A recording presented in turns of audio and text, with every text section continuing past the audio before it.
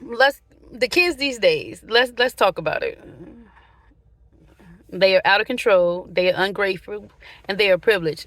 What us parents did, is me speaking personally as a parent, I gave my kids everything I didn't have and try to give them a better life. But then to turn around, it made them unappreciative and ungrateful and feel entitled. So, and then, but another thing is, we blame ourselves as parents how our kids turn out when you're a good parent, but there's different parts of your kids. It's the when they're babies, toddlers, as they get older. Then you got the school, which is when they go to school, that's another whole different person, another personality. When they meet their friends, that's another personality. When they go in the real world, it's a different personality, it's a different person. So it's so many people form up in one that we actually don't know about our kids like we think we do. Now, we do the best we can, we do with what we can, and then always think, if I had the village like most people say they had, would my outcome have been different? Or would it still be the same? Then all this carjacking, shooting, all these kids, it's easy to get a gun, it's easy to do all this stuff. This new generation is soft. You can't hit your kids, you can't do nothing. Well, you can hit them, but you can't leave a mark. They want you to control your kids, but you can't discipline your kids. But if a kid fucks up and do all types of shit, they're blaming the parents. But by law, you told us that we can't do anything. We can't. They can disrespect us, they can disrespect everybody else. But when they get to a point in life where they start fucking up, where it involves hurting other people, then y'all want to hold us accountable. And then we cry out for help when we have an issue with our kids, but nobody help us. They wait until the problem is bad and then they fuck up. Then some kids are out here doing shit for attention because they have a bad upbringing or where they're coming from, and some kids just do bad shit because they just do it.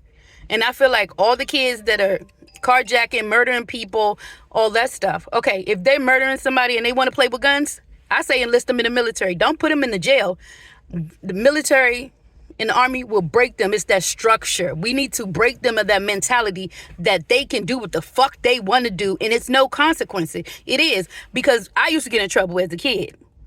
And I always knew I'm under 18. I could do as much as I want because I would never be tried as an adult. Bam, that's where they fucked up. Now they need to hold them accountable. Instead of putting them in jail, we want them to do better. Enroll them in the military. Put them in there, enlist them. They do their time served there, where they learn discipline, structure, respect. And for the parents that kids is doing this shit and they come up from fucked up homes, fucked up parents, make the parents do their jail time. Then everybody's taken care of. Point like that. If they want to steal cars and all the stupid stuff, let's put them in a program. Another program, like the military, want to build cars, want to build, focus on stuff they're doing to build them up. We need to break them. Break them because they too soft. They too soft.